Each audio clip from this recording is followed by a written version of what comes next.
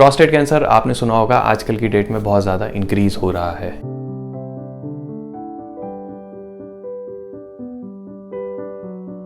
Good morning, I am doctor Amit Bansal. I am senior consultant and head of urology at Fortis hospital Vasant Kunj, New Delhi. आज हम बात करेंगे prostate cancer के बारे में, मोर इम्पॉर्टेंटली उसकी एक पर्टिकुलर सर्जरी के बारे में जिसको हम कहते हैं रोबोटिक रेडिकल प्रोस्टेटेक्टमी।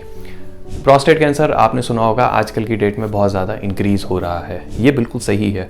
लेकिन एक फैक्ट ये भी है कि लोग बहुत ज़्यादा अवेयर हैं, जिसकी वजह से वो टाइमली अपनी स्क्रीनिंग करा लेते हैं, अपने टेस्ट करा लेते हैं। अच्छी बात यह है कि हमें काफ़ी बारी जो है अब अर्ली स्टेजेस में पता चल जाता है। कई साल पहले की अगर बात करें, जब लोगों को इतनी ज़्यादा अवेयरनेस नहीं थी प्रोस्टेट कैंसर के बारे में, तो अनफॉर्चुनेटली हमें जो है प्रोस्टेट कैंसर मोस्टली जब पता चलता था तो वो ऑलरेडी बहुत एडवांस हो चुका होता था और उसमें कीमो के अलावा और कोई ज़्यादा ऑप्शन हमारे पास बचते नहीं थे। बट बीते कई सालों से क्योंकि लोग समझदार हुए हैं, उन्होंने अपनी हेल्थ को सीरियसली लेना शुरू किया है, वो अपने टेस्ट कराते हैं और कई बार एक सिंपल PSA के टेस्ट से भी उनको आइडिया लग जाता है कि प्रोस्टेट के अंदर कुछ गड़बड़ी चल रही है, एक बार एक यूरोलॉजिस्ट को जाके ज़रूर दिखाना चाहिए। तो प्रोस्टेट कैंसर एक तरीके का कैंसर है, ये यूजुअली स्लो ग्रोइंग कैंसर होता है और ये प्रोस्टेट ग्लैंड में होता है। ये ग्लैंड सिर्फ आदमियों में पाया जाता है और ये हमारे पेशाब के निचले रास्ते में होता है, जहाँ पे कि मसाना होता है, जहाँ आपको यूरिन का प्रेशर फील होता है, उसके जस्ट नीचे होता है। ये डोनट शेप्ड एक ग्लैंड होता है, इसकी बॉडी में ज़रूरत होती है, मेल बच्चा इसको प्ले करके पैदा होता है। यूरिन कंट्रोल, सीमेन प्रोडक्शन, इन सब चीज़ों में प्रोस्टेट का एक बहुत अहम रोल है। एक एज के बाद ये बढ़ता है, अनफॉर्चुनेटली कुछ केसेस में जो है ये कैंसर में भी कन्वर्ट हो जाता है।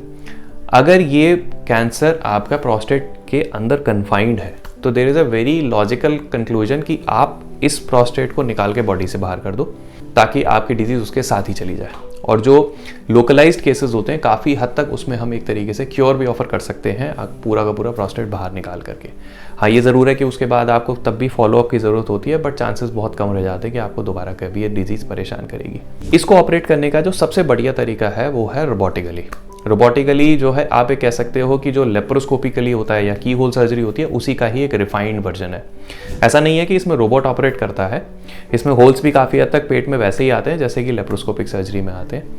लेकिन जो कमियां लेप्रोस्कोपिक सर्जरी में रह जाती हैं, जैसे विजन प्रॉब्लम्स, जैसे आपके असिस्टेंट के ऊपर आपकी डिपेंडेंस, जैसे आपके इंस्ट्रूमेंट्स की मूवमेंट, जैसे आपकी सूचरिंग, क्योंकि प्रोस्टेट हम हटा देंगे तो पेशाब का रास्ता हमें वापस बनाना पड़ेगा, तो ये सारी जो कमियां होती हैं ये रोबोटिक सर्जरी बहुत अच्छे से जो है पूरी कर देती है। इनफैक्ट यूरोलॉजी में जो पूरी जो हमारी यूरिनरी सिस्टम की जो ब्रांच है उसमें जब सर्जिकल रोबोट सबसे पहली बार इंट्रोड्यूस हुआ था आज से कई साल पहले, वो स्पेसिफिकली रोबोटिक सर्जरीज के लिए ही हुआ था। उसका एक मेन रीज़न ये भी था कि प्रोस्टेट ऐसी जगह पे बैठा है, इतनी क्लोज जगह है जहाँ पे कि एक सर्जन का जो है हाथ डाल के टाँके लगा पाना बहुत ही ज़्यादा मुश्किल है, क्योंकि बहुत ही क्लोज स्पेस है और बहुत डेलिकेट स्ट्रक्चर्स आसपास होते हैं। और लेप्रोस्कोपिकली भी ये सूचरिंग जो है बहुत ज़्यादा एक टफ जॉब होता है, तो इस चीज़ों को आसान करने के लिए जो है सर्जिकल रोबोट आया।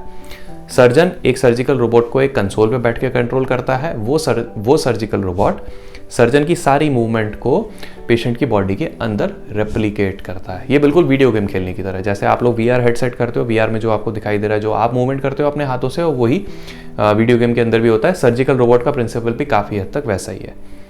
रोबोटिक सर्जरी बहुत ज़्यादा कॉम्प्लिकेटेड नहीं होती, सिंपल सर्जरीज होती हैं। इसके लिए पेशेंट सिलेक्शन एक बहुत अच्छी चीज़ है, सही patient selection. More importantly robotic surgery इस पोजीशन में की जाती है, थोड़ा सा हेड डाउन करके। तो आमतौर पे जैसे हम करते हैं, हम लोग जो है हमेशा एनेस्थीसिया, कार्डियोलॉजी और ऑफ्था, आंखों के डॉक्टर, इन 3 डिपार्टमेंट से मिनिमम हम क्लियरेंस लेते हैं कि अगर हम इस पेशेंट को रोबोट के थ्रू सर्जरी करेंगे तो किसी तरीके का उनको खतरा तो नहीं है। अगर वो लोग बोलते हैं कि नहीं खतरा है तो उस केस में हम लोग ओपन सर्जरी ऑफर करते हैं, और अगर वो कहते हैं कि नहीं खतरा बिल्कुल नहीं है तो रोबोटिक सर्जरी से ज़्यादा अच्छा ऑप्शन आज की डेट में पेशेंट के पास जो है नहीं है। Robotic surgery is the best option when it comes to surgery of the prostate cancer. आमतौर पे पेशेंट को सर्जरी वाले दिन सुबह या सर्जरी से एक रात पहले एडमिट किया जाता है। सर्जरी में लगभग 3-4 घंटे का समय लगता है, कुछ केसेस में जल्दी हो जाता है, कुछों में थोड़ा सा ज़्यादा टाइम भी लगता है।